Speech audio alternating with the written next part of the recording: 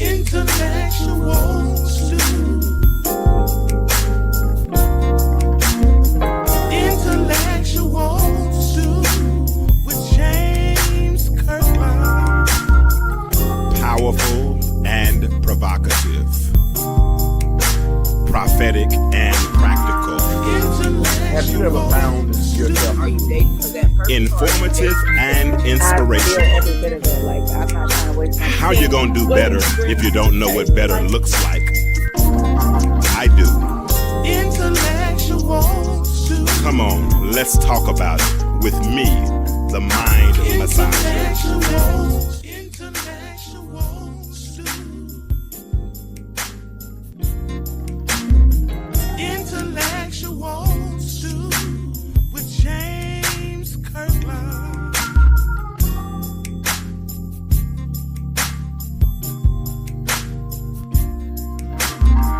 Intellectual stew.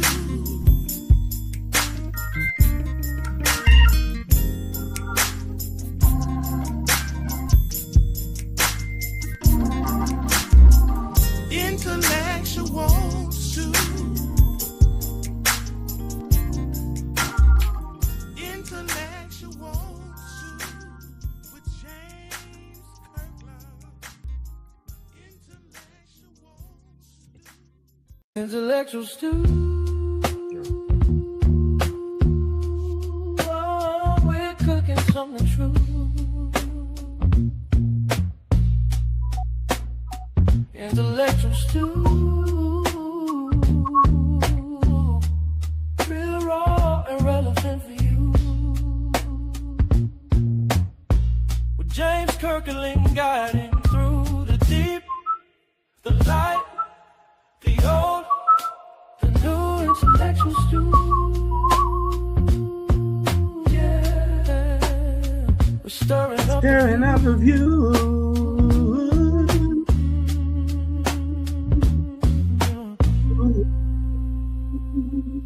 One more time. No, two more. Maybe, I don't know. intellectual stew. Oh, we're cooking something true.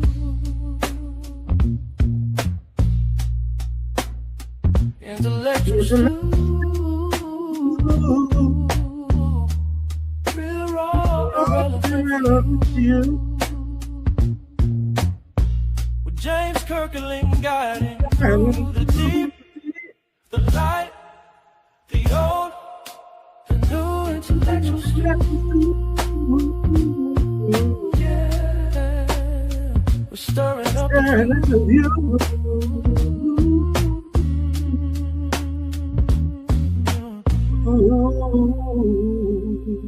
One more time and then we're good. Intellectual stew.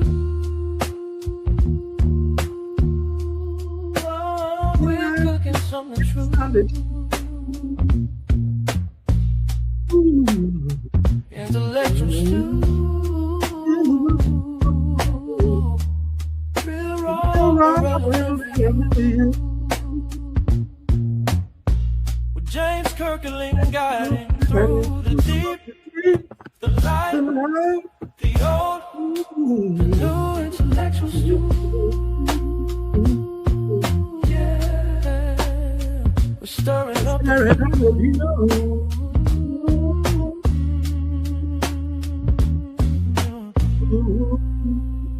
Uh-oh. All right, I didn't get to it in time, so it's going to have to go through one more time. Here we go. Oh, we're cooking something true. Intellectual stew.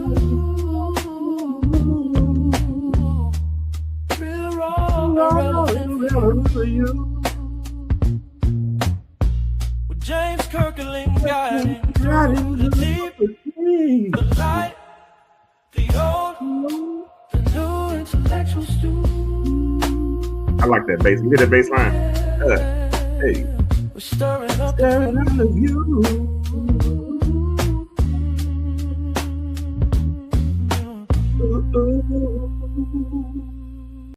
All right, what's up? What it do? Time for another episode of the Intellectual Stew with yours truly, James Kirkland. And I am pleased to make your acquaintance once more. And again on tonight. And tonight's a tough night for me, for those that have been following. Lost my father in the ministry on yesterday. He went home. And it was very unexpected, caught us off guard. And to be honest with you, I'm not okay. I posted yesterday that I'm devastated. And people grieve how they grieve. And I'll be grieving the way I grieve. And one thing about it is I'll never tell anyone how to grieve. I don't think that's fair. I'm not that legalistic to tell people how they should feel or what they should do or how they should respond. I think that's very, very legalistic. And I'm not one of those. I think that we are of the we are able to discern or to move however it is we choose to move. And people go, and right now, a lot of people are hurting. And because they're hurting, they're responding. How they respond. And my response tonight was to go on with tonight's show. I laid in the bed most yesterday when I got the news. Honestly, when my friend called me, all I said was, all I could do was really be quiet. I was numb. He told me, and he was crying when he told me. And when he told me, I just got silent. He said, he got another phone call. He said, I'll call you back. I said, please don't. Not right now. I need to process this. And I've been processing it. And I'm going to be all right. We're going to be all right. We're going to be all right. We're going to be all right. We're going to pray for Lady Brenda, Dr. Brenda. We're going to pray for RJ, Kenbria, KJ, and the whole Robinson family. We're going to pray for them. We're going to pray for the city of Little Rock. We're going to pray for the state of Arkansas. We're going to pray for the Full Gospel Baptist Church Fellowship. We're going to pray for everybody who was touched by this giant of a man, by his life. And it did touch a lot of people, and people are grieving. And they're going to grieve how they grieve. So when you're telling people how to respond and what not to do and what they should do and all this, just say what you would do. Mind your business. And it's in a good 12-month year is good when you take 6 months to mind your own business and 6 months to leave other people's business alone, especially mine. And we'll be okay. Well, I promise you, we'll be okay. So we're here tonight. What's up?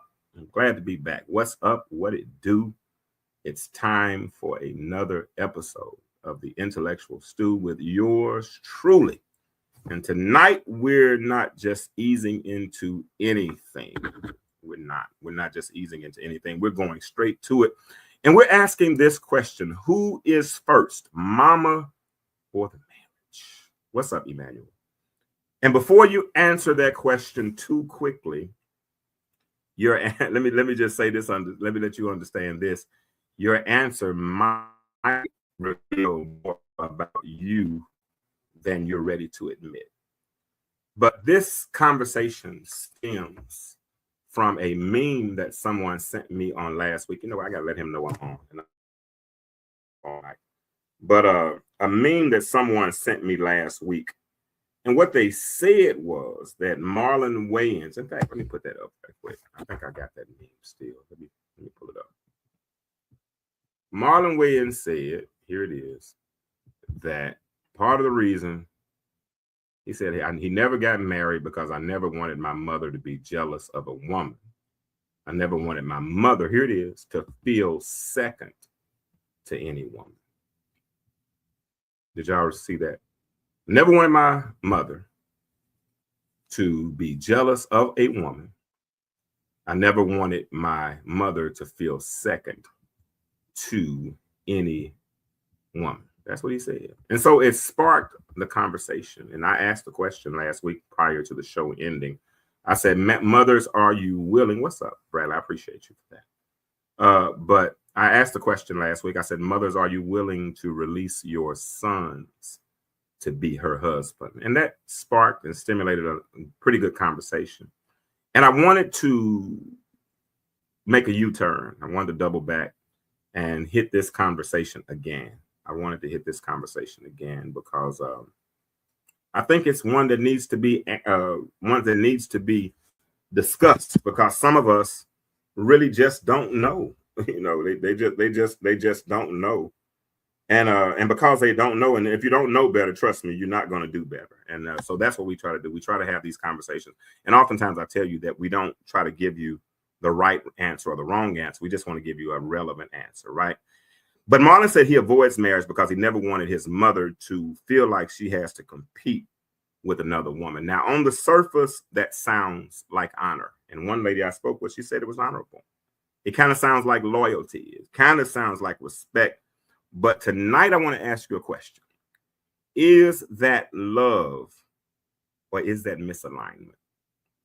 Because here's the truth. Some relationships are not failing because of a lack of love, but they are failing because of a lack of understanding what love actually requires. So one of the biggest contributors to that misunderstanding is something that we learned at home a long time ago. So tonight, we're not just asking the question, who comes first, mama or marriage? We're asking the question also, what did mama teach you about love? And how is that love showing up in your marriage, right? Now, I had somebody, I'm supposed to be coming on at 8:15, but I don't see him in the background. So we're going to have to deviate. Let me see if he's coming, because if he's not, we're going to make a shift, a real quick shift, and we're going to keep it moving. Let me text him and see if he's coming. Are you coming? If not, my other person is here. Listen, you give people a chance and ask them, and they say yes. Are you available or not? I need to skip. All right, so that's what we're talking about tonight, and I'm gonna go ahead and put that question out in the chat right now. Do you think that? That's the question. What did Mama teach you about love, and how is that love showing up in your marriage? And that's for those of us who are married. And then if you're a mother, what are you teaching your son about love? Or if you're a son, what has your mom taught you about love? And how has that love shown up in your relationship? And if you haven't noticed, because I mean, I got to be honest, in my marriage, I can remember some times that my ex-wife equated my love to how I was treated when I was growing up.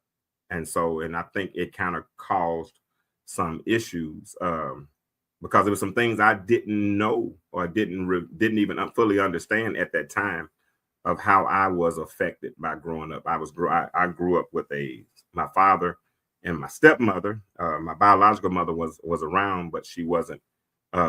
She didn't raise me. My dad and my stepmother raised me, and my stepmother was a disciplinarian in the house, and with her being a disciplinarian in the house, it kind of was it was interesting. It was interesting. It was super interesting. But listen, let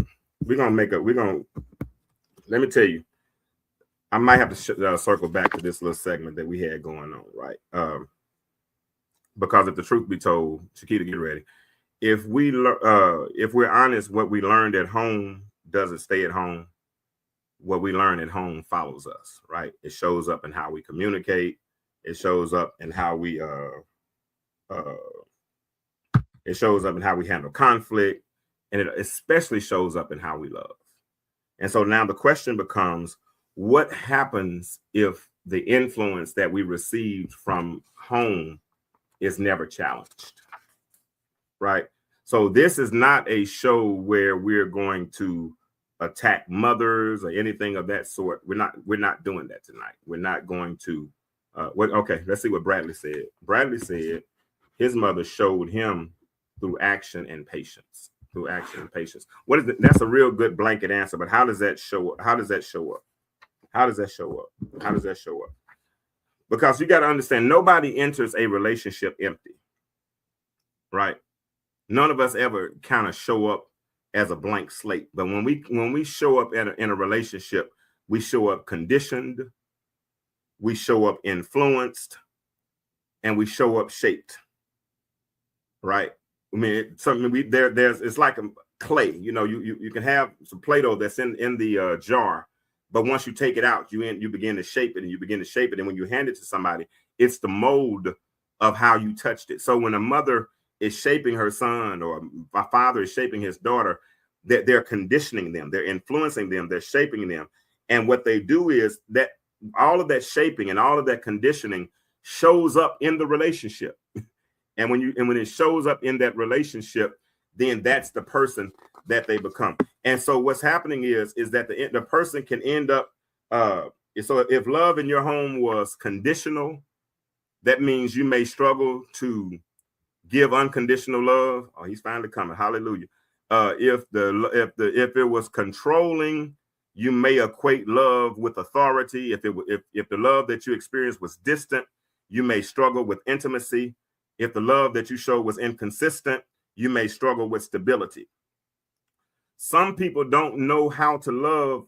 They only know how to function inside of what they experience. Does that make sense? Some people don't know how to love. They only know how to function inside of what they experience.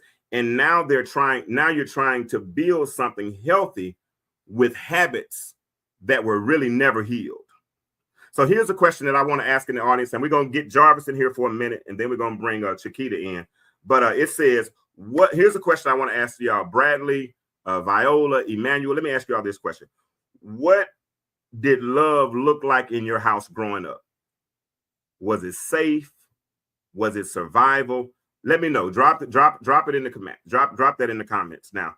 And here we go. If we're honest, what we learned at home doesn't stay at home. It follows us. It shows up in how we conflict, how we communicate, especially how we love. So now the question is, what happens when that influence is never challenged?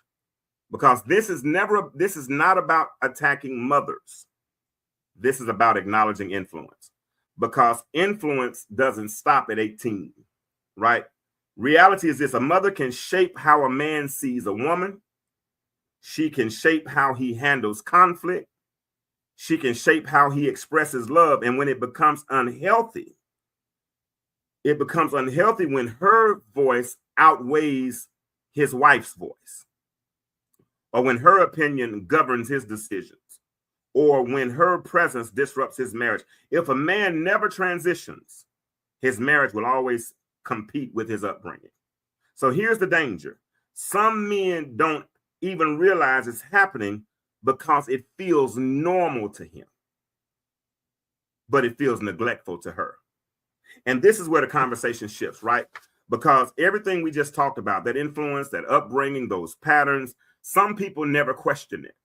But others, they stop, they reflect, and they start doing the work. So I don't just want to talk about the problem. I want to hear from somebody who has actually processed it, right? So tonight I have Jarvis joining me, and I appreciate what he's about to bring to the conversation. But understand, this is not about blame. It's about awareness. And Jarvis is here to talk about his upbringing, specifically his relationship with his mother, and how it shaped him as a husband, and how he shows up. Not just what he did right, but what he had to unlearn. And I appreciate Jarvis being here. So let me go on and bring him in. And then, like I said, Chiquita, I promise I'm coming to you in just a minute. Where we on time. But here we go. Jarvis, what's up, bro? Oh, hold on. Let me get him in here. I put his name up, but I ain't put him up. All right. Jarvis, what's up, bro? Intellectual. I ain't asked you to perform. Just say hello, Jarvis. How you doing, Jarvis? How you doing, Hey, how you guys doing, man? I love seeing you guys. I love this show, man. I'm glad to be on. I was running. I was sprinting. I made it. I believe you. I believe you, bro. I believe that. No, and I appreciate you for even consenting to come on. So let's go ahead and get into it tonight, man. You know, and the reason I brought you on, Jarvis, is because we've had these conversations in the past. And you've shared some intimate things about about your mother and discipline and things growing up and being beaten with a box fan and all. I'm joking about the box fan stuff, but Jarvis has shared some intimate things, and we're going to be careful because we don't want to disrespect his mother. We don't want to say anything negative, because this is not a bash mother section. This is a transition, how we transform in spite of, and how we and how those things actually affect us. And sometimes we don't realize it. You know what I'm saying? You don't realize how much you've really been affected by something, right? You can go, you're a hunter. You like to fish, and you like to be in the woods, and you can go through the woods, actually hit some poison ivy and don't realize it hit you, and then you get home and all of a sudden you're itching. And then all of a sudden you need some, because you've been affected by something, right? Externally that you didn't have any control over. But let's You know. talk about it. For you, what did love look like growing up, Jarvis? I guess before I get into it, I want to address the elephant in the room. I don't, because you have such a broad audience, and some of them are spiritual and some of them aren't. What I really don't want your people to focus on is my hairline. I don't have your hairline, and I probably never will. God didn't give me that, so I don't want That's people why I don't looking like right here. some. See, that's the reason why I don't like Jarvis. Like 30 seconds out of a 24-hour day. That part right there. That's the reason. I mean, it's only 30 seconds of a 24-hour day that I don't like it. Bro, God But has been good to I you, brother. understand your hairline is still touching the back of your knees. I get that. Yeah. But my dad is 70. Oh, let Now me the wipe my. question that we were so rude. Listen, y'all I that are in the locked comments, myself up share this for backwards. me. Huh? Share this. Share it way back. But y'all share this for me right quick, man. And let's get this conversation.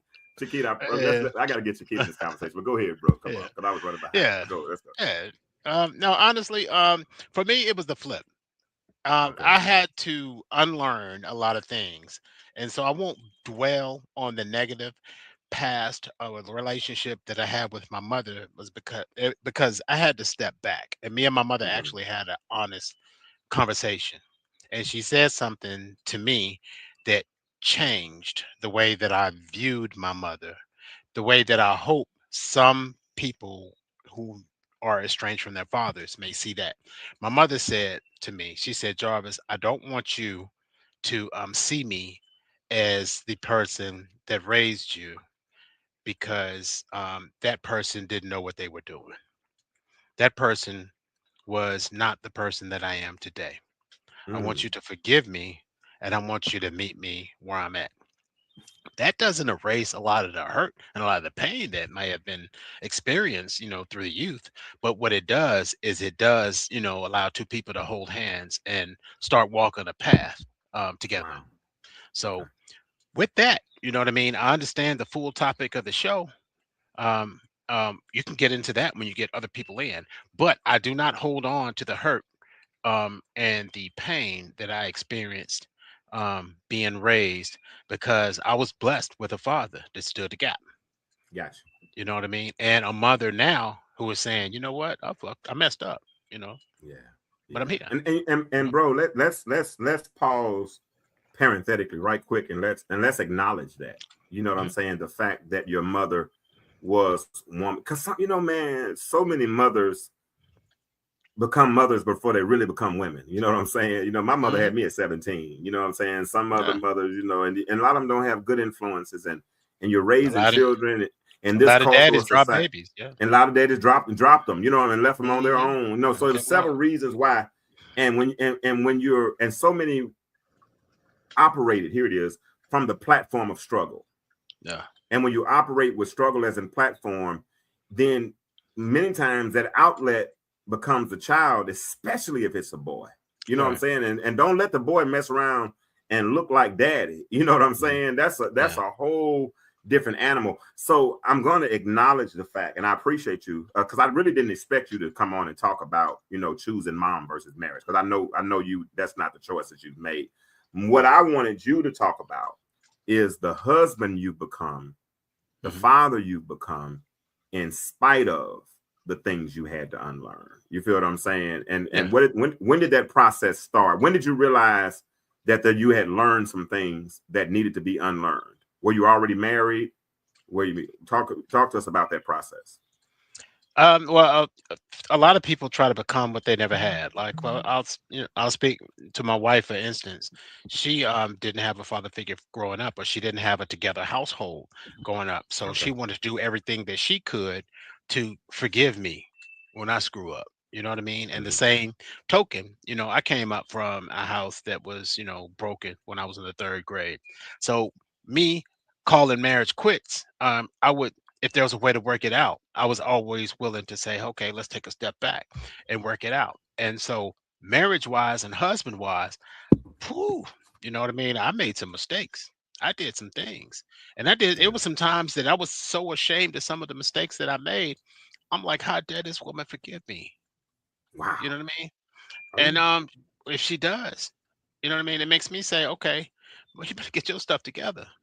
And so when you have people like, you grow up with your if you grew up with your cousins in Arkansas, you know that y'all did stuff that you know what I mean, that should be buried and go in the grave and whatever, this and that. But when you have cousins, your own cousins come to you and say, man, you might not want to lose that one. That's a good one right there. Yeah. You might want to hold on. So I said, you know what, JT, let's had your fun, boy. You did your thing, boy. Let's settle down a little bit, you know. Um, let's let's try something right. And then from that, what I have the ability to do is to invite, God in. I have the ability to say, all right, whoo, Lord, I tried. I did try to do it my own way. I want to try you. And then from there, what I did experience was reward, was increase, Wow. increase, increase, increase, increase. All right, you pregnant again? Okay, increase, increase, increase. All right, third child, increase, increase, increase, increase. You know what I mean? So he was like, as long as you just, stay with me, stick with me, do what you're supposed to do, it'll work out. It'll Yeah. work out. Tell Yeah. your lies, make your mistakes, tick her off a little bit, but come back to me. You know what I mean? That's Yeah. that's gonna happen, and Yeah. that's a two-way street. I can only speak from a man's behalf. Well, and I feel that, and that brings me to my next point. I want to get your thought on this, and I see some other people, some men in the chat. I want your opinion on this as well. And ladies, y'all talk on this as well. Here's a thought I had earlier today. Some men don't repeat the past; they overcorrect it, and when they overcorrect it, they still struggle, right? And when you hear that statement, what does that make you think about? Some men don't repeat the past; they overcorrect it, and they still Well, struggle. to me, the first thing that comes to mind is a lot of mistakes that people make through relationships or through life come from something else, meaning Mhm. there's some unresolved in another Yeah, area. yeah, yeah. So, for instance, for me, I was doggish towards women because I had unresolved feelings from my Mhm. mother, the way, and Yeah, from my first marriage. So when yeah. I came home and my first, my ex-wife, when she left, I was like, "You bitches I was like, I was gonna start here. You know what I mean? Bleep, But bleep, bleep, bleep, bleep, bleep. I yeah, gotta get a bleep sound. My bad. Go ahead. Go ahead. but when you get resolved after that, and That's it. when you have nothing else to prove, it's weird that you be like, am I ugly now? Ain't nobody approaching me, ain't nobody saying nothing. But even when people do, it's like on another level. You know what I mean? And I can be in a room with I can be at U Bar or Magic City or anywhere with Uh-huh. my wife, and it's like cool. You know what I'm saying? So I don't repeat the past mistakes because there's nothing left to prove. And until you get to Bruh. that point, when you get to that point, um, that it just doesn't make sense anymore. So that's what helped me. That's good. That is so good what you just said. Because, and let me see what DA said. DA said something good here. He said, when I make a mistake, I learned what I did wrong, so I know how to live in my life and not make the same mistake again. And that's the key. And I think I think we try to overcorrect. Overcorrecting is another way of saying circumventing, trying to sweep it under the rug, and what that means is you never deal with the actual Yeah. issue, right? All right. Chiquita and I, she's gonna be on in a few minutes, and I was telling her when I first, y'all know when I first started this podcast, all I talked about was divorce. That's all I talked about because I was going through a divorce and I didn't want to go through counseling. So I went through divorce and I have brought people. I came here and I brought it to you all and we talked about those things, right? But I really wasn't dealing with my past. I was listening to everybody else's situation. And I'm trying to figure out what I did wrong and I'm circumventing. I'm trying to, manipulate and all these things. But it wasn't until I went to therapy and I started learning how to really recognize an emotion, right? Yeah. I didn't realize how emotionless I was. Yeah. Yeah. I could preach until heaven got the news, but when I came home, I wanted to sit under the covers and put a pillow over my head and be alone until it was time to go to work again. I didn't want to people. Yeah. You know what I'm saying? And so everybody had this figment of who James is, or this idea of who Kirkland is, and they think that everything is swell and well, but they didn't know I'm a true Cancer. I was looking for a shell to go and hide, and and the only existence I had that I forfeited was my family, because I lived vicariously through my children. You know what I'm There you saying? I go. lived Yeah. vicariously through my family. And Paul said, I count all things but loss for the excellency of the knowledge of Christ Jesus. The word loss in the Greek means I forfeit those things. Okay. It's a Yeah. difference in something being taken from me, because no one has the power to take it. The Bible says Right. that once you're in the master's hand, no one can pluck you out, right? But Mhm. we can be drawn away of our own lust. So I Yeah. forfeit certain things. Some of us as men, we mess up our relationships because, like you said, we start doing things that we know we have no business doing. We think we can Right. get away with them. We become numb to those things. And then Mhm. we think that we messed up when she leaves us. No, we All right. forfeited that. Yeah. You Yeah. know, And go ahead. I'm I'm glad sorry. I'm glad that you mentioned therapy, because I had to seek self-therapy before, you know what I mean? I had to, before I would go through marriage counseling. And when Okay. I sought out self-therapy, she was the one that identified triggers, meaning that, What kind of therapy did you say? Self-therapy? yeah, it was just me. Okay, Yeah, gotcha. my job said, "Hey, you need somebody to check on you." I was like, "Yeah, I need somebody to check on me. Free, right?" Yeah. So I signed up and I got it. You know what I mean? But Gotcha. it was so beneficial because she was able to outline, okay, this is a trigger, this is a trigger, and this is a trigger. Mhm. And in my mind, when my wife would say X, Y, and Z, because I had abandonment issues, the first thing that would go to my mind was, she, all I gotta do is, what I'm saying? All your boy gotta do is just make a move or whatever. I had to identify, okay, that's a trigger. That's not gonna work. You know what I mean? Yeah. Or when she would say, pack your stuff and get out. I want you out of my house now. The old me would be like, you ain't saying nothing but a word. I see you too. You know what I mean? So I'm not because supposed to be laughing at this. I was dealing with, I was dealing with things that had to have resolve. So I had to come Yeah. back to her and I had to say, listen, do you know that when you say get out, or if you start packing a bag, or if you tell me that you do not want to be with me, that is a trigger for me. And for me, a trigger can be an open door for destruction that can lead somewhere else. So I had to have my own self therapy so I can have that conversation with her. And then her it rung on her mind, like, you know what? Maybe I don't need to say those things. You know what I mean? Maybe I need to step back. Maybe I don't Mhm. need to pull that suitcase out of the closet so quick. You know what I mean? Maybe we can just go sit in like my Uncle Bob, man. He's been married longer than anybody I know in Fordyce, Arkansas. Mhm. He still called me soul sister when I was a little kid. He said I switched when I was a baby. How does a baby switch? You know what I'm saying? He said I used to stand up and switch. Now, no, I don't even know what that means, but but that's how long they still been married today. And he tells me that him and his wife would just go sit in the car and they would hash it out. He would not let her, well, he wouldn't hold her hostage, but he said they would not get out of the car until everything they needed to talk about was talked about. You know what I mean? And That's we don't good. have that anymore. You don't have it anymore. You got people going live, social media. Hey, you know what I'm saying? I done towed this dude house out. I done slashed his tires. I done painted FY, FU, and all this Yeah. all over his car. You've got a whole different era now.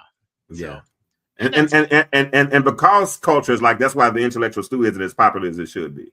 Because people exactly are always looking for, instead of looking for solutions, people would rather go ahead and perpetuate the issue and perpetuate the problem.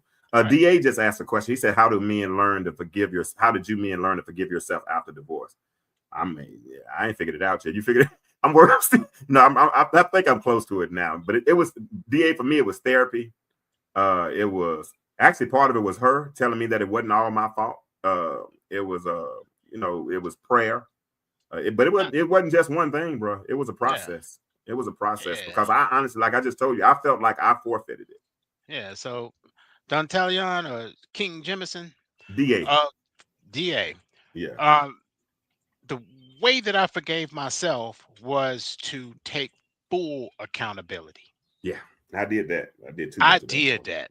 Yeah, I did I that too. did that. And for me to get to a place where I could, even though, there may have been some stuff that she may have left, she may have did this, but for me to get to a point where I can say, you know what? I was messed up.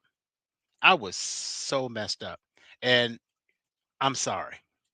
Even though it was not in a way to get back close to this person, but it was closure. It was, I'm sorry. You didn't deserve any of that, any of that. And I am glad that we was able to move on. And then from there, you know, from there, I'm glad to see that, my ex-wife and my current wife can have a relationship, and they Yeah, can be cordial and talk more than we do. You know what I mean? So I appreciate that. that's good stuff. That's good stuff. Chauncey said it takes two to tango. So while everyone divorces for different reasons, you have to understand that no one is perfect first and foremost. So you can't blame yourself for everything. Also, Mhm. therapy and doing the work in therapy. Absolutely. And a lot of men don't think it's masculine to go through therapy, man. But therapy Yeah. is good. It Yeah. really is. Just But to what a go. lot of men don't understand is a woman just doesn't wake up and divorce a dude. Nah. It's Nah. just like And bro, and they'll sit on it, bro. They will sit on it. it's like the FBI. A woman will sit back and build a whole Whole case case. over a year, and then slowly stack her change, stack her contacts, stack her destination, stack her everything, and she will still come home, wash your clothes, and do all. So a woman doesn't just wake up and divorce. And from Nah. there, from there, That's she's good. made her mind up.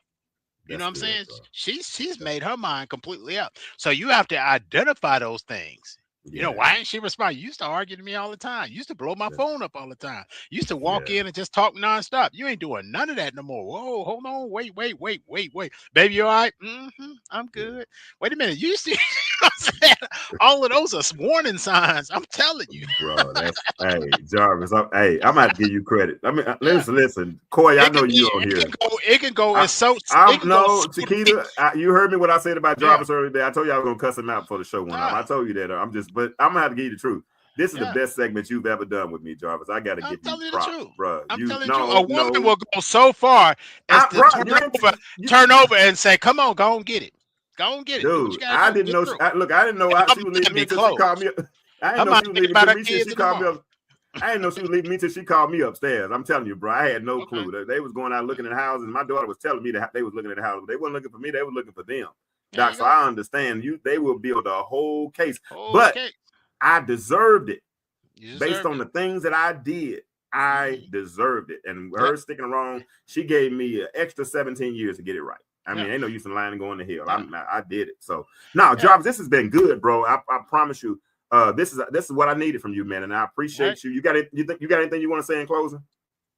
No, man, kings stay kings. You know what I mean? So even if you come out of a divorce, don't expect to just overcompensate, as you said, to just try to pretend like, okay, this is why I got a divorce. I'm gonna get everything right or whatever. No, fix you. Fix you. Fix you. It took Fix you. me.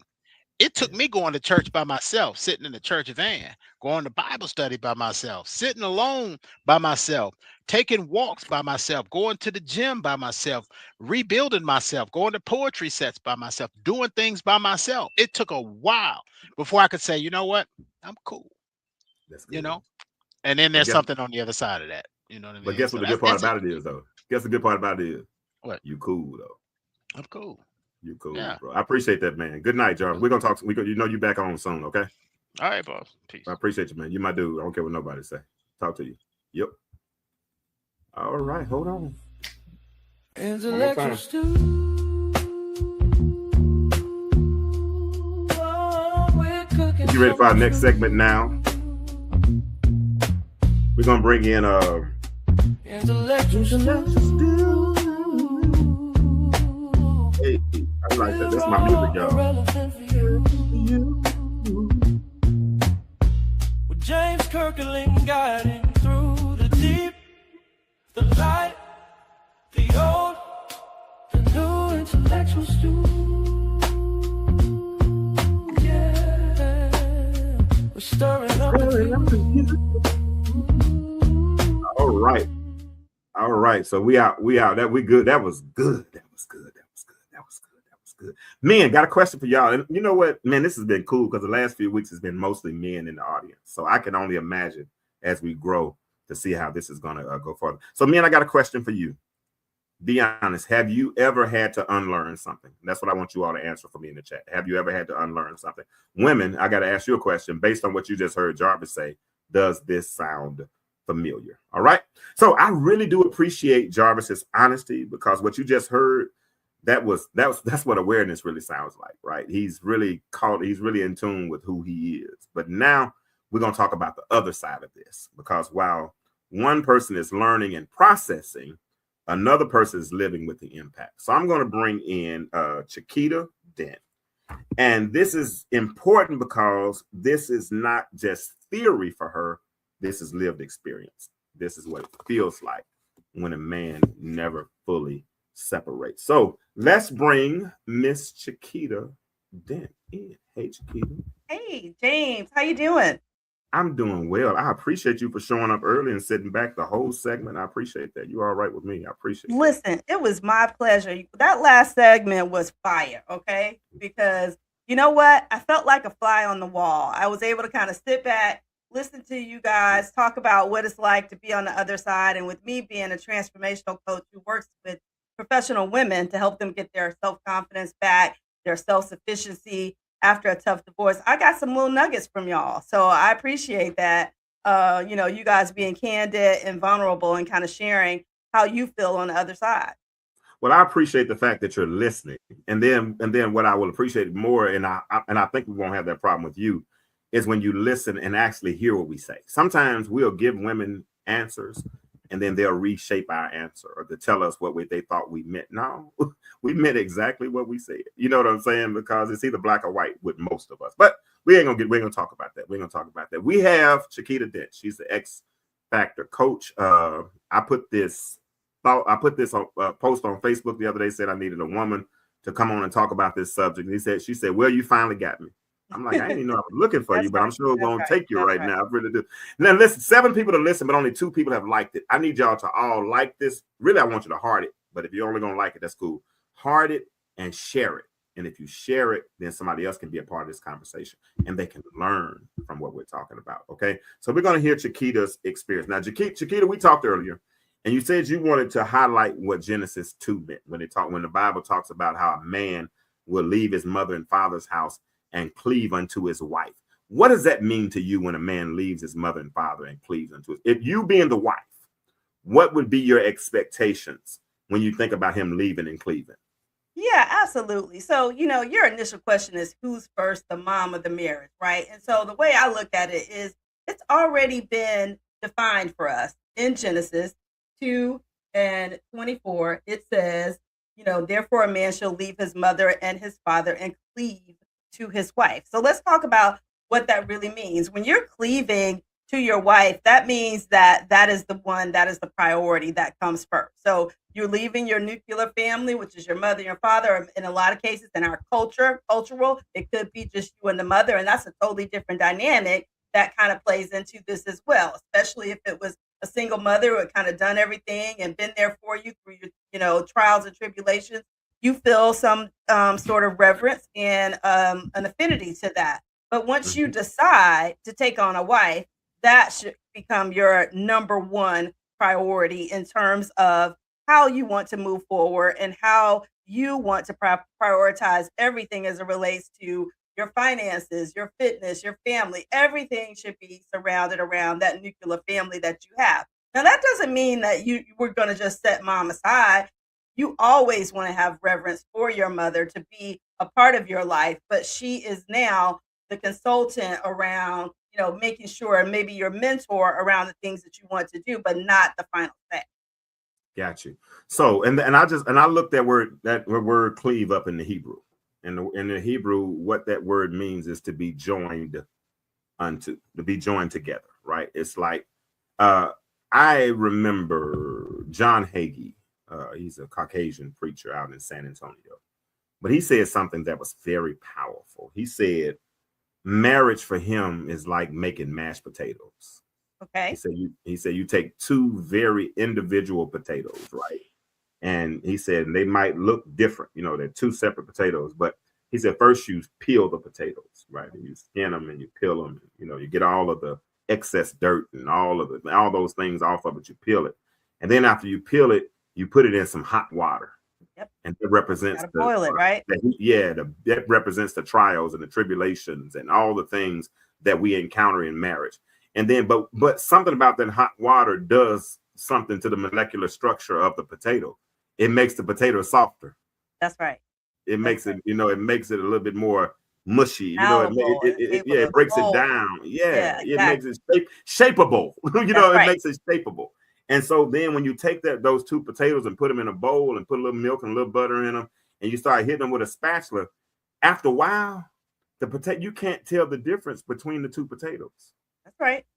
They begin to blend together. You can't see a difference between one potato and the other. And that's what marriage is supposed to be like after a while. And that's what trips me out when I see people arguing and fighting and doing it, because really it's like you're fighting with yourself.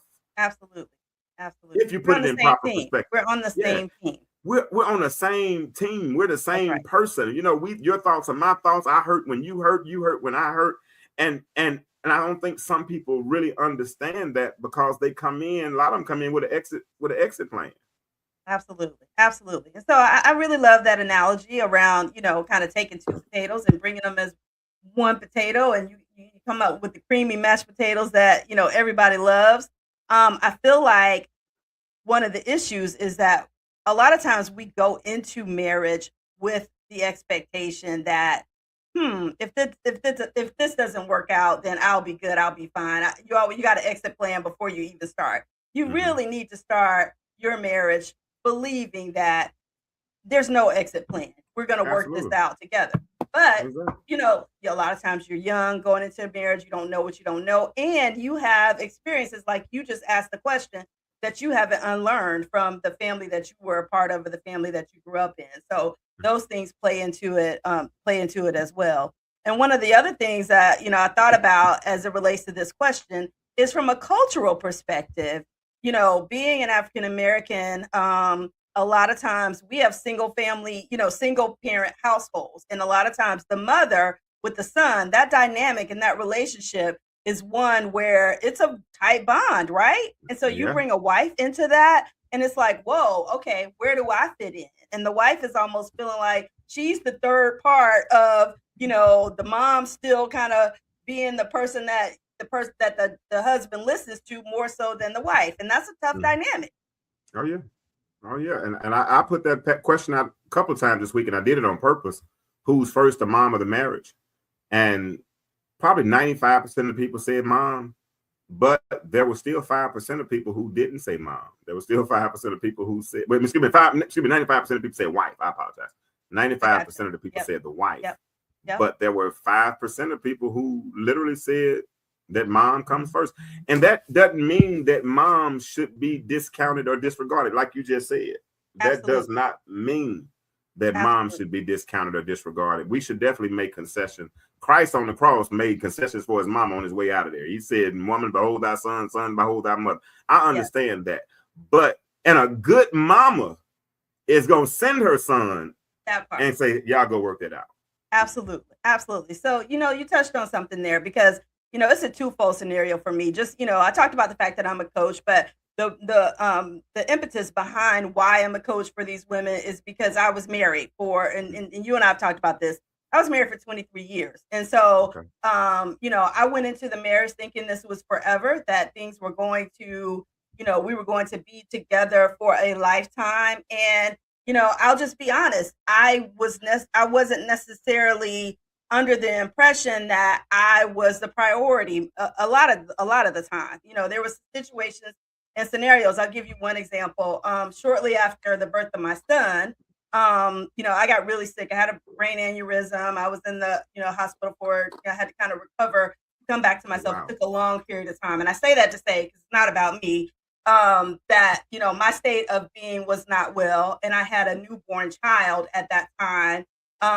And for whatever reason, when I finally came home from the hospital, my child was sick. He was probably about 2 weeks old, and, had some complications, was not, needed some additional care, and I needed care as well. Well, at the same time, my then husband's mother wanted him to take her to her family reunion, which was in another state. And, my whole stance with my husband at the time was like, hey, I understand that in any given circumstance, I think it would be fine for you to take your mother and be there. But listen, I'm just getting home. I've been, in intensive care. I've been at the Shepherd Center. I really need your support. And our child is sick. Like, I really need you to be there. And that was met with, listen, this is my mother. And if my mother asks me to do something, I need to do what she needs me to do. So we're going to have to work this out some other way. maybe we need to call your mom to come stay with you or something. wow. But what I'm about to do is take my mother to this family reunion and we'll figure everything else out, on the back end. And I was like, whoa, okay. So that let me kind of understand what my position is. And, let from me that. I don't interrupt you often, but I got to interrupt you right quick. Let me reset this stage. Hold on. Okay. All right, James. All right, James. Hold on. Y'all need to hear this. Wait a minute. So you have just given birth. Yes. You had an aneurysm. Yes. For those that don't know what my life came this close to that's what I'm hold on. That's what I'm going to tell people. Hold on. That's a whole nother story, right? Yeah. Let me set the stage because people need to understand. Tell people what the Shepherd Center is. Yeah. So the Shepherd Center is a rehabilitation facilities for people who have had traumatic brain injury. So a lot of times, traumatic. That's what we hear that. Right. You may hear about the Shepherd Center on the news if there's an athlete, for instance, that has a concussion or severe brain injury, or there's like a devastating car accident and you have people that, are sent to the Shepherd Center. So those are the type of patients that are at the Shepherd Center. And at that time, my cognitive skills were gone. I didn't even know that I had a child. I didn't even know, what day it was on a given moment. So I had to be rehabilitated almost from nothing. I had to learn how to walk again, So, but I don't want to make this story about me. I'm just setting the stage. No. I did that. I did. You didn't do it. I did that. Yes, I did it because just setting the stage for the state that I was in. Yeah, what I need the listeners to understand is that the Shepherd Center is, like she said, for people who've had traumatic brain injuries. They're learning how to walk. They're learning how to live. Honestly, they're learning how to live again because some of them don't even realize they're there until they leave. Right? Not long. So she was at the point of almost, for lack of better words, being unalive, That's correct. But she had to aneurysm. I watched my brother have an aneurysm, so I get it. So going through those, but he lived as well. Okay. But going through that, you finally come home. Yes. You still have a newborn. Correct. And you need all the support now my ex-wife had a bunion surgery. Okay. And she needed my help to walk up and down the stairs, right? Right. You have been at the point. Number one, you've given this Negro a child. Yes, absolutely. It's my child too, though. So a male child, a boy. No, a man, a boy. That's his glory. Come on now. Absolutely. You're giving this man a boy. Absolutely. You bring the child home after you come back from. God has given you a miracle. Absolutely. And all you need is support. But I got a problem with him. But I also have a problem with his mother even asking that question. Woo, James, are we ready to open that can of worms? Are we ready to open that can of worms about how a mother has to be mature enough to be able to release her son to be, like you said, that woman's husband, right? But when you're in a situation where you have replaced your own husband who may have left for whatever reason with your son, that becomes hard to do. And so in a lot of cases, we got a lot of women out there who they treat their son as if they're their husband. They're the substitute for the husband. And hindsight's 2020, but that is the scenario and the situation that became uncovered for me at that time. Essentially, her son was her surrogate husband. I was the sister wife. I was the sister wife in the situation with his mother, if you will. How long had y'all been married at this time? And this is another thing. It wasn't like, oh, we got married and had a baby, immediately. We had been married for 9 years. So, it took us some time to be able to, conceive and all the things that went along with that. So I'm thinking, wow, we finally get pregnant. We finally have a child. We finally, are going to be this nuclear family that we've been waiting for so long. I can't even imagine how excited you have to be that I'm coming home, your baby's home, we're finally all together. And, the first thing I hear is, well, if my mother wants me to take her here, this is what I'm going to have to do. And, and listen. You know what's funny? When I'm listening to you talk, you said, we finally, we did this, we did that. But then you said my and I. Whenever those personal pronouns turn from. Absolutely. Until this day, and to this day, his mother, thank God she's still with us, but she is his priority. And that's, I had to let them go on and have that relationship because obviously it wasn't But here's the thing, and I see what's Donna DA, Leon. we call him DA. DA. Call Okay, him I DA. see Dion's DA. I see Uh-huh. his comment says, I don't know if this is proper, but I'm glad you left him. Listen. I didn't leave soon enough. Let me just put it like that. Because, I'd had a new child, wanted to make this thing work. So it was several years later and several other stories like this later that finally got me to the point where I said, enough is enough. This is not what God has for me. This is not what God wants for me in my life, and I need to move on. And so it took a lot of time to be able to get there, but I finally did, and I'm so thankful. I'm glad you lived through it. I'm super glad that you lived. He wants DA wants us to talk about Oedipus complex. Are you familiar with that? Yeah, I am. Okay, talk about that for a minute, if you will. So, I mean, when you talk about the Oedipus complex, you want to be able to kind of think about the state of the man and the psyche of the man in terms of his relationship with his mother, and that is what's at the crux of it. And I think a lot of men struggle with that because they, like you talked about, the Wayans guy who said he didn't want to make his mother jealous. The fact that he even felt like that his mother would be jealous of another woman within itself is an issue, because you have her in a position and a place that she has no authority to be in, right? And so you've got to be able to take a look and self-reflect and do some self-study around why is it that you feel your mother should be in that coveted position versus the person that you want to be with. And is this the way that God wants you to live your life? Because it's clear in the Bible that it's not. It's clear that it's not. DA said, so when I was supposed to read it like this, wow, talk about an Oedipus complex. I wasn't supposed to read it like talk about an Oedipus complex. My bad, DA. I gotcha. He was saying that your ex-husband actually had an Oedipus complex. Yes. So was it at that moment that you felt like his mother's influence was too much? Was it? You know what? The crazy thing about it is, I thought that was a one-off at that time. That's what I said to the DA. I was like, okay, you know what? Clearly, this time we're gonna give a pass and we're gonna let him go on and do what he needs to do. So sometimes, here's the thing I've learned over sometimes God will put things in your path to kind of show you, and he'll whisper them to you, and you'd be like, no, I'm good. And he'll whisper something else. No. And then finally, he will make something happen that's so traumatic that you cannot ignore it. And that's what I had to be hit over the head with a situation that was even worse than that, even worse than that, for me to finally say, this is not what God has for me. So unfortunately, that was not the issue that caused me to say, but there was also situations where, in times where we would, go to visit. His mother didn't live in Georgia. She does now, but we'd go visit, and, he would expect me to get in the backseat of the car. And so that is, that's a whole thing within itself. And I've had clients who have told me that they've had that situation where, I'm the wife, the mother is like, okay, I'm going to get in the car. She walks to the front door, and you walk to the front door, and there y'all are. And you're expecting your husband to be able to say, oh no, let me come and open the door for my wife.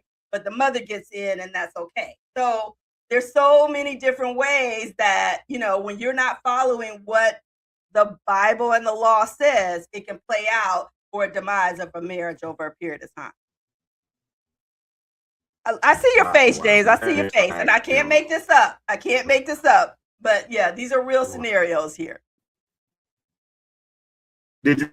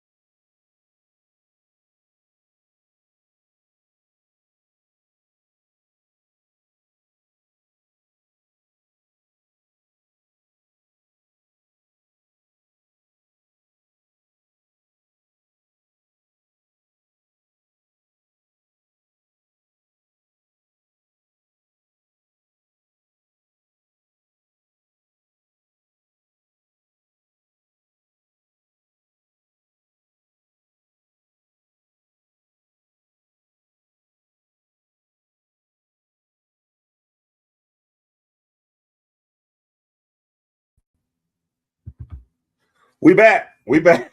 We back. You there? Shakita? Are you there? I'm sorry. I had to get myself off of mute. Okay, I'm here. I'm sorry. My internet started tripping on me. Okay, no worries. I was mid-sentence and I said, whoa, wait a minute. Was this too much for them to handle? We're just gonna have to regroup, right? No, that was my fault. They said pay the bill on the 15th. I paid it today, but I paid it too late. So they mad at it. It's okay though. We back. Yeah, I'm sorry, y'all. I apologize. No worries, forgive us for the technical difficulty. No now the question was again, I think, did you and her mom, you and his mom ever have words? No, I mean, here's the thing, James. You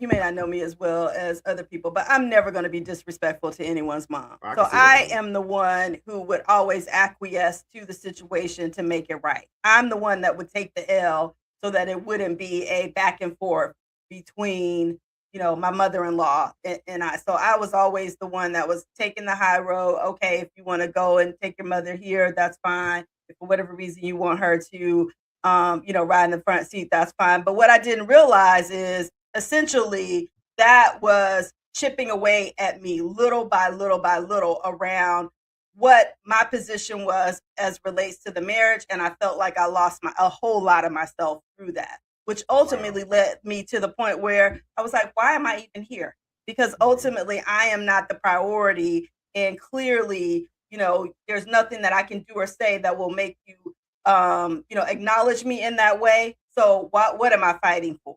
And at that time, I realized that I was worth much more than I was receiving, and I deserved so much more. So I decided to remove myself from the marriage so that I could be able to receive all that God has in store for me.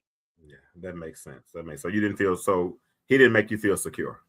Absolutely not. Absolutely not. On so many levels. You didn't feel heard. No. Or seen. No. So at a certain point, it just became too much. Absolutely. It became too much. And, there were so many transgressions that I had to forgive. Y'all talked about forgiveness in the last segment. And I've learned that, through the ordeals that I went through, that forgiveness is merely acknowledging to yourself that it couldn't have happened another way. Doesn't mean that person has changed. Doesn't mean that you still don't, have the emotion behind it. But it had to happen the way that it happened for you to learn the lesson that you needed to learn. And so I had to forgive his transgressions so many times there was nothing left for me to hold on to. Yeah. And I want to say this to all the ladies listening, and even anybody in a relationship, that if you ever felt like you're competing in your own relationship, say something. Don't, because seeds fester and they grow over time.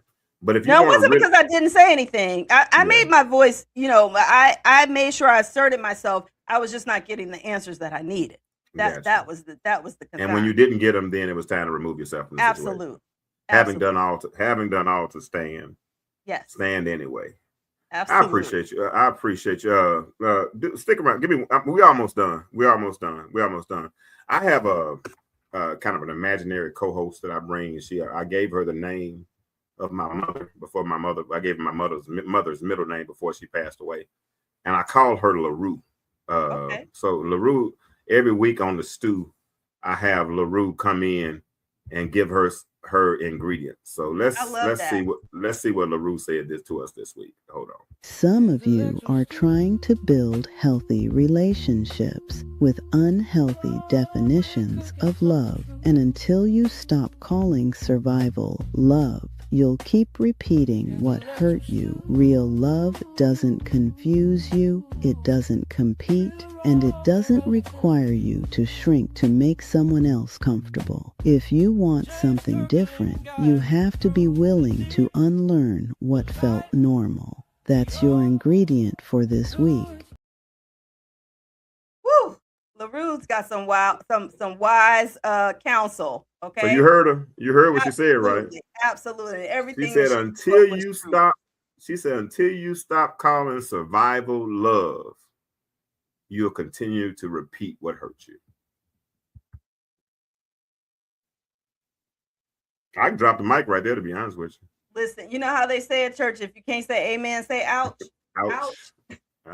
Real love doesn't confuse you. It doesn't compete, and it does not require you to shrink so somebody else can feel normal. That's crazy. DA said yesterday, other day, he went for ribs after church, and his mother got mad. Or his wife got mad because he asked her to sit in the back so her mother could sit in the front. But see, that's still, I mean, you know, I really don't, it doesn't really matter which mother. At the end of the day, if that's your wife, she needs to be number one. I got you. So at that point, it was on him, or his mama said, "No, I'm cool sitting in the back." Or he should have never asked his wife to sit. What should he have done? I ain't gonna lie. Probably me. I probably would have just sat down in the front seat, and whoever sat on the other side took the easy way out. Took the easy way out. Like, look, the wife can drive, and you and your mom sit up front, and I'll sit in the back. Right? That's your answer. That's your answer. I drive, but I just ain't opening nobody's door. No. I mean, I feel like in that scenario, it's a tricky one, right? But at the end of the day, with him being, you know, the husband, he should have said to his wife, "Listen, I understand this, but you being my wife, I want you up here with me by my side." That, you know. I got it, and it's got to be consistent. It's got to be consistent. I've enjoyed you. We're gonna get you back on. Absolutely, it's been my pleasure. Thank you so much for having me. This has been fun. You'll be back if you're willing to come back. I'm always willing to come back whenever you ask. I'll be here. I'm gonna get you on one of our hot topics on one of our open mic nights when we start arguing. Now we don't never argue because I don't play that much, but it's been real. I appreciate you. Y'all say, did y'all enjoy Chiquita tonight? Y'all give Chiquita some hearts or some fire or something. Well, I appreciate everybody. This was great. This was we'll get fantastic. You back. Thank you for having me, James. All right, we'll talk soon. Thank you, ma'am. All right. Yeah, that was cool. I enjoyed her, and I enjoyed her, and I enjoyed Jarvis. And in spite of the technical difficulties tonight, it was good. And in spite of the fact that I'm dealing with the grief of losing my bishop. And our bishop, my father in the ministry. It's been real, and this has been a good conversation. I think that there are some more variations of this conversation that we can have. She mentioned the hub son, where some women are raising their sons to be their husband or to be their. Here it is. They're raising them to be the man that they desire, and not to be the man that they don't desire. And when you raise him not to be somebody, you probably limit him from being the fullness of who he's supposed to be. Does that make sense? All right, so that's heavy. We've enjoyed a lot of what Jarvis said tonight. We've enjoyed what Chiquita has brought to the table, and LaRue just came in and gave us some wisdom, some melodies from heaven, and I appreciate it. And that's heavy because what LaRue just said reminds us of something that's key and critical. She says a lot of us weren't taught how to love. We were taught how to survive. And if we mess around and connected with somebody along the way, so be it. But if not, we got to do what we have to do to survive. So let's be clear. This is not just about men. It's not. Women are drawn to what's familiar, and mothers influence through presence.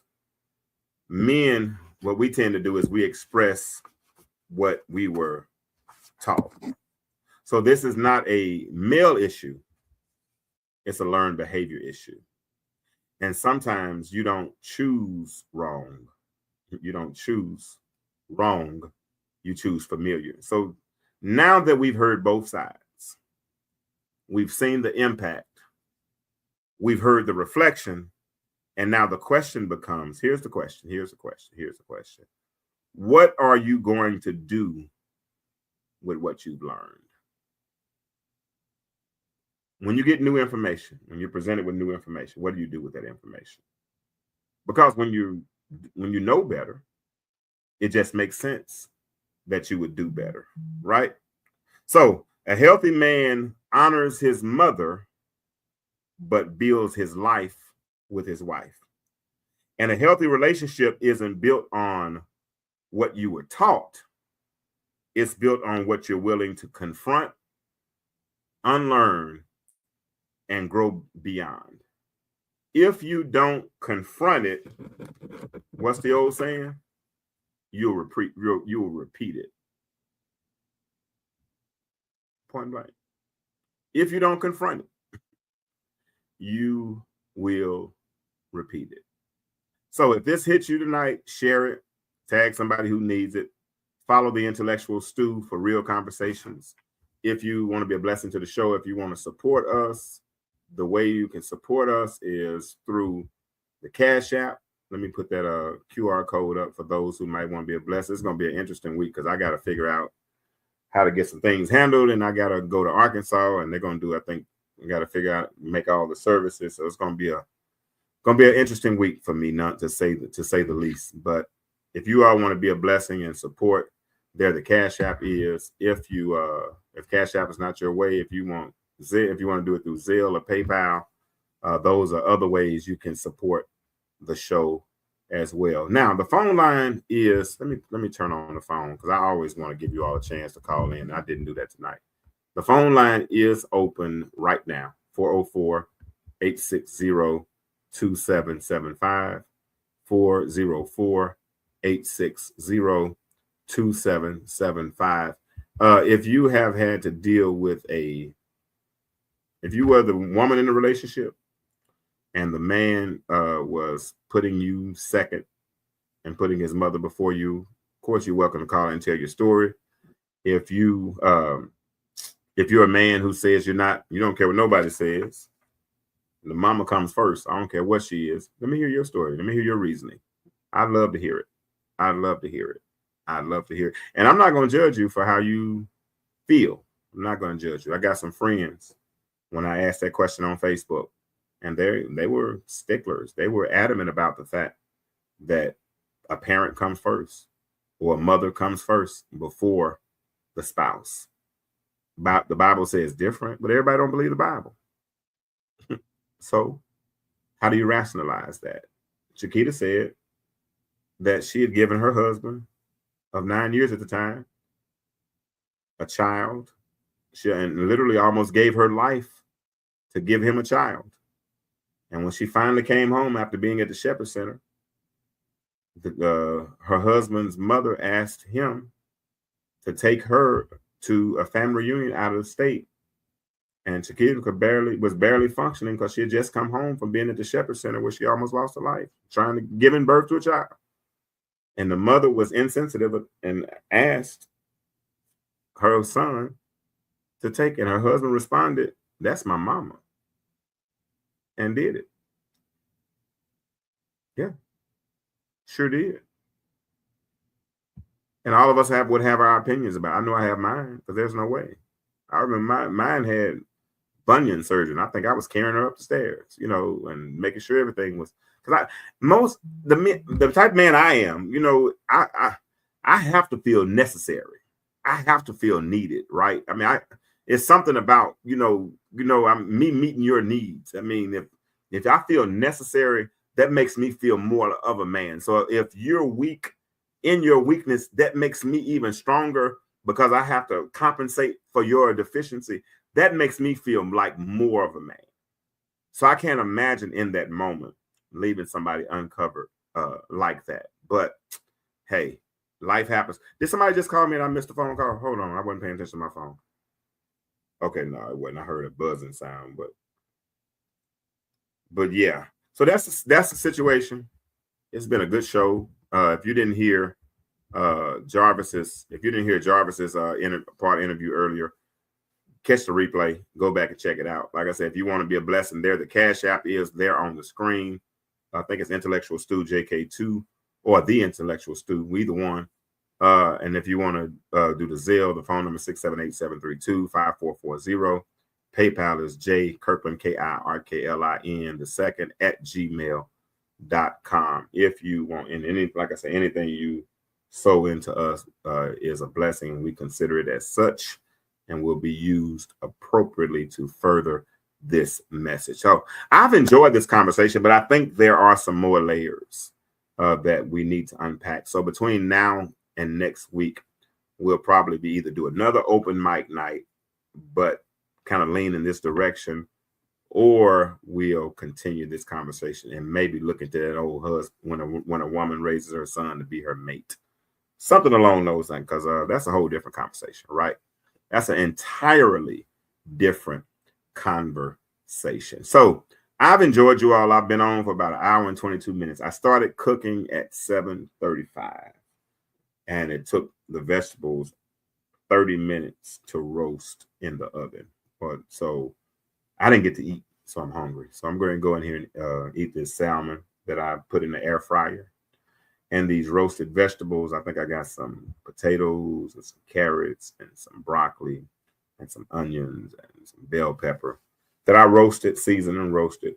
So I'm about to go do that. But I have really enjoyed you all tonight.